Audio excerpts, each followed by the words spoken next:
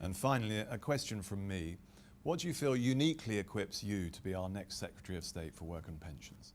Well, first of all, a real passion for this area. I've been looking at the issues of how we help unemployed people get back into work for 8-9 years now. I think we've got the right ideas for getting people back into the workplace, and I'm really keen to have the opportunity to actually get this into place. There are so many people out there who want to work, who are looking for work, but who the system is letting down.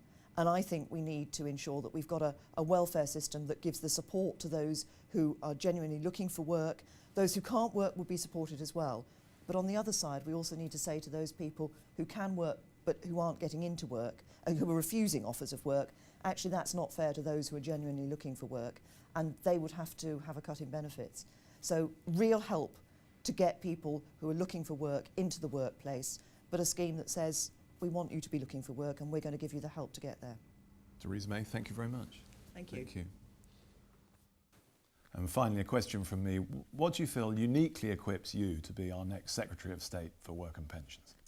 Well, my own background is as an economist with the Institute for Fiscal Studies for 9 years, but also I think I found as an MP in an area, we're in South Gloucestershire where unemployment is just about 1%, and so we're an area where the economy has done well, it's performed strongly, and so I've seen, as it were, both what can make for a successful business, but also some of the barriers that businesses face and the impact of the recession. And I would hope to bring my professional skills, but also the Liberal Democrat belief that you shouldn't be writing anybody off, that you shouldn't let people, rot on benefit, but should actually be getting in there early, supporting them, and I think that's a much better way of approaching issues of employment and the economy than we've ever had before. Steve Webb, thank you very much. Thank you. And finally, a question from me.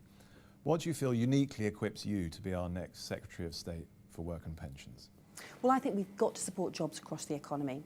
We've done a lot during the recession to help support jobs, protect jobs and get people back into work, and that's helped keep unemployment about half the level that we saw in the 80s and 90s, even despite the scale of the global recession.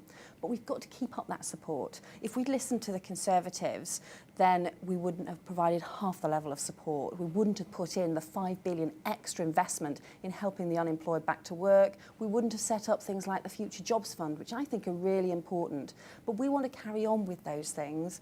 The Liberal Democrats have actually said very little about helping jobs and supporting the unemployed, and some of their proposals aren't as strong as ours. I just think we've got to keep helping people. You cannot abandon people. You cannot turn your backs on people who have lost their jobs, who are looking for work.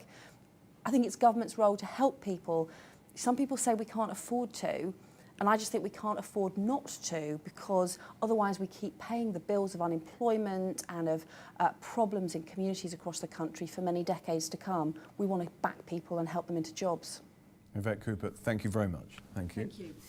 Thank you.